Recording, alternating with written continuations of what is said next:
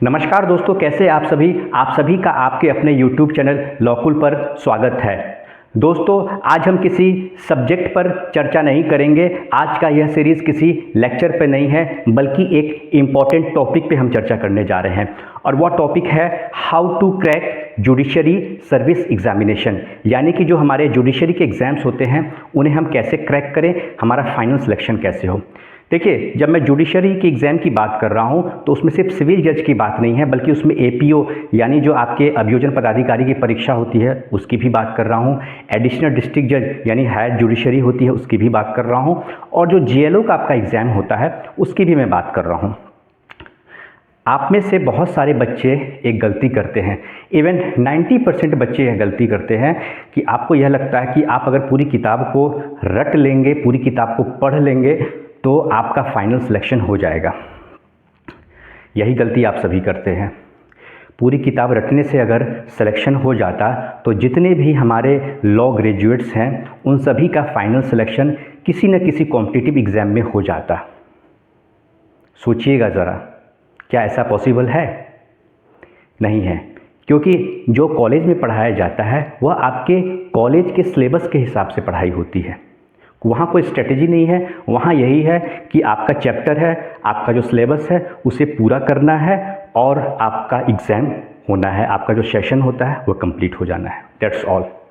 लेकिन जब आपको जुडिशरी के एग्ज़ाम की तैयारी करनी होती है तो कुछ स्पेसिफिक एरिया होते हैं, उन्हें आपको रटना या पढ़ना नहीं है, पहले समझना है। समझने के बाद जब आप पढ़ेंगे यानी विद कॉन्सेप्ट आप पढ़ेंगे, तभी आपको समझ में आएगा कि लॉ क्या होता है, लॉ से किस तरह के सवाल पूछे जाते हैं और कंपटीशन में उसके जवाब आपको कैसे देने हैं।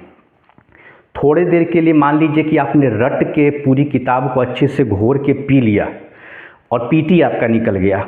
थोड़ी देर के लिए मान लेते हैं मेंस भी निकल गया, इंटरव्यू में जाके आप फंस जाएंगे, आपको दिक्कत होगी।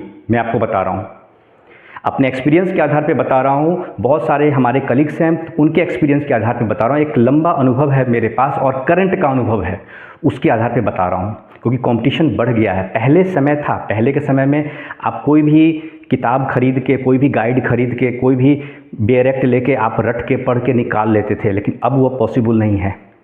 अब आपको कुछ स्पेसिफिक एरिया होते हैं जो कंपटीशन के हिसाब से होते हैं और उन्हीं एरिया को फोकस करते हुए आपको पढ़ना होगा। लेटेस्ट जजमेंट्स पढ़ने होंगे।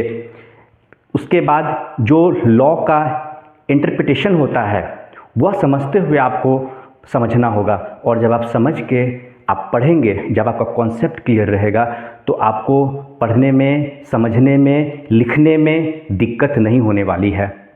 आपका निश्चित तौर पे किसी न किसी कॉम्पिटिटिव एग्ज़ाम में सिलेक्शन होगा, चाहे वो किसी भी स्टेट का हो।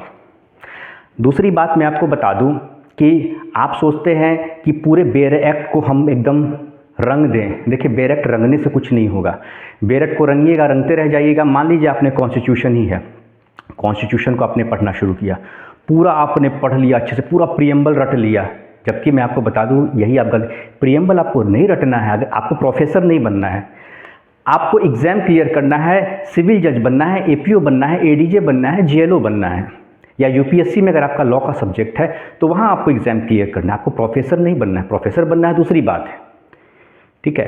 आपको प्रोफेसर बनना है तो उस हिसाब से आपको पढ़ाई करनी है। तो हर एग्ज़ाम की अलग तैयारी होती है। जुडिशरी के लिए आपको प्रीएम्बल में आपको पढ़ना है कि प्रीएम्बल में अमेंडमेंट हुआ कि नहीं हुआ, तो कब हुआ, अमेंडमेंट हो सकता है कि नहीं, प्रीएम्बल संविधान का हिस्सा है या नहीं, कौन से लेटेस्ट सुप्रीम कोर्ट के जजमेंट हैं, कौन लैंडमार्क जजमेंट हैं, ड्राफ्टिंग कमेटी के बारे में आपको संविधान के पढ़ना है, कब बनकर तैयार हुआ, कब से लागू हुआ, कौन चेयरमैन थे, ड्राफ्टिंग कमेटी के कौन चेयरमैन थे, कितने मेंबर थे, कितने चेयरमैन थे। ये सब कुछ बातें हैं जो आपको समझनी होंगी। तो यह जो है आपको कॉलेज में नहीं पॉसिबल भी नहीं है, और पूरी किताब को रट के तो आप पढ़ ही नहीं सकते हैं। इसके लिए आपको एक बेस्ट मेंटोर चाहिए। तो आपको घबराने की ज़रूरत नहीं है। आपके लिए लॉकुल मेंटर के रूप में आपके साथ खड़ा रहेगा। मैं उसी पॉइंट को कवर करूंगा जो कि आपके एग्ज़ाम के पॉइंट ऑफ व्यू से अटमोस्ट इम्पॉर्टेंट रहेगा। मैंने 2-3 कैटेगरी में बांट दिया है अपने लेक्चर्स को। एक तो अटमोस्ट इम्पॉर्टेंट यानी कि उससे सवाल आपको पूछा ही जाएगा। एक है इम्पॉर्टेंट वन यानी कि उससे सवाल पूछे जाते हैं। और एक ऐसा है कि मान लीजिए कि आपसे खुदा न खास्ता कभी सवाल आ गया, तो आप उस वक्त घबराएं नहीं, पैनिक न हो, तो कुछ वैसे एरियाज़ को भी हम कवर करेंगे। अच्छा, जैसे कि आप में से बहुत सारे बच्चे यह भी मुझसे पूछते हैं, जब मैंने लेक्चर अपना अपलोड किया था, बच्चों का जो फीडबैक आया वो कहें कि सर आप लेटेस्ट जजमेंट की बात करते हैं, लैंडमार्क जजमेंट की बात करते हैं, तो इसमें फ़र्क क्या है? दोनों तो जजमेंट हैं। देखिए, लैंडमार्क जजमेंट, जैसे एग्जाम्पल के तौर पर केशवानंद भारती का केस, केशवानंद भारती, कोई ऐसा फैसला जो आपकी पूरी संरचना को, पूरे सिस्टम को बदल के रख दे, उसे हम लैंडमार्क जजमेंट कहेंगे, ठीक है। और लेटेस्ट जजमेंट, जैसे मान लीजिए 2024 चल रहा है अभी, तो अभी 2024 में मान लीजिए कोई अभी लैंडमार्क, अभी कोई फैसला आता है, कोई ऐसा फैसला, ठीक है, या लेटेस्ट में अभी है वो, तो उसको लेटेस्ट जजमेंट कहेंगे। 2023 का कोई फैसला है, उसको हम लेटेस्ट जजमेंट के रूप में कहेंगे, ठीक है। और पुराने फैसलों में, जैसे केशवानंद भारती का मैंने बताया, उसे लैंडमार्क कहेंगे कि उसमें सवाल उठा था सुप्रीम कोर्ट के पास कि जो प्रीएम्बल है, प्रीएम्बल कॉन्स्टिट्यूशन का पार्ट है या नहीं है। तो जो पूरे सिस्टम, पूरा जो संरचना है, पूरा स्ट्रक्चर है, उसको प्रभावित करे, उसे हम लैंडमार्क कहते हैं। जिसका लॉन्ग इम्पैक्ट पड़े, सोसाइटी एट लार्ज इम्पैक्ट पड़े, उसे हम लैंडमार्क कहते हैं। और जो लेटेस्ट जजमेंट हो गया आपका करंट में हो गया, जैसे 24 मैंने बताया, 23 चल रहा है, इस तरीके से। एक और बात मैं आपको बता दूं कि आपके दिमाग में जो यह बात बैठ गई है, मैं बार बार कहता हूं कि किसी गाइड को पढ़ के, पूरे बेयर एक्ट को पढ़ के, रट के आपका एग्ज़ाम किसी तरीके से निकल जाए, नहीं। एग्ज़ाम है, कंपटीशन है, यहाँ पे वॉर की तरह आपको स्ट्रेटेजी बनानी है। बिना स्ट्रेटेजी के अगर आप तैयारी करते हैं, आप तैयारी करते रह जाइएगा, आपका एग्ज़ाम नहीं निकलने वाला। मैं आपको पहले बता दूं, आपको रिसर्च नहीं करना है, आपको पीएचडी करनी है तो पीएचडी कर लीजिए। फिर पीएचडी का अपना काम है, उसका एक स्पेसिफिक टॉपिक होता है, उसमें रिसर्च करना, अंदर तक जाना है। आप बहुत डेप्थ तक भी चले जाते हैं, बिना कॉन्सेप्ट के रट रहे हैं, समझ में नहीं आ रहा है। मान लीजिए आपने रट लिया, कॉन्स्टिट्यूशन ही रट लिया, 17-18 किताबें होती हैं लॉ की, उन सबको पढ़ना है आपको। संभव है एक कॉन्स्टिट्यूशन पढ़ने में ही आपकी हालत ख़राब हो जाने वाली है। मान लीजिए आपने कॉन्स्टिट्यूशन ही पढ़ लिया, कॉन्स्टिट्यूशन पढ़ लिया, अब दूसरी, मान लीजिए आप दूसरी कोई किताब को, कॉन्ट्रैक्ट एक्ट को पढ़ रहे हैं, तो आप भूल जाएंगे। 1 से 2 महीने में जो पढ़ा था आपने, आप भूल जाएंगे। अगर आपने रट लिया है, आंख बंद करके रटते जा रहे हैं, आप भूल जाएंगे। आपको लगा कि नहीं, हम कुछ एमसीक्यू सॉल्व करके ही हम कर लें, नहीं कर पाएंगे। एमसीक्यू सॉल्व करना वह दूसरी बात हो गई, लेकिन जब तक आपका कॉन्सेप्ट क्लियर नहीं होगा, आप एमसीक्यू को रट के भी चले जाइएगा, आप कट ऑफ के आसपास रहते हुए आप बाहर निकल जाइएगा, सिलेक्शन नहीं होने वाला है।